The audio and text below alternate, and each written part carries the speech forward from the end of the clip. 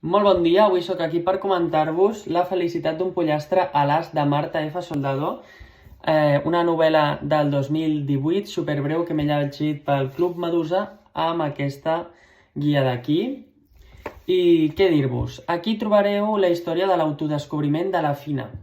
La Fina és una noia que és mare i és perruquera de barri, sempre ha portat una vida senzilla, i no faig spoilers, passo a dir-vos tres símbols bàsics que són el pollastre a l'as, que tindrà relació també amb l'amor a les petites coses, però que ja anireu descobrint en tota la novel·la què significa.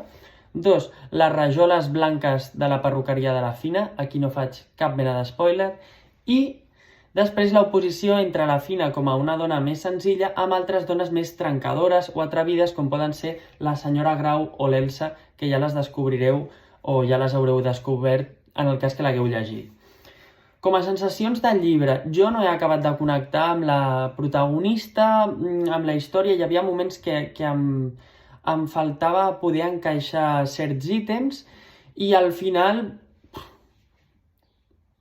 no sé, no m'ha acabat de convèncer, però sí que és veritat que crec que passes una bona estona, té un punt d'humor que és interessant i no sé, ja em direu, vosaltres l'heu llegit?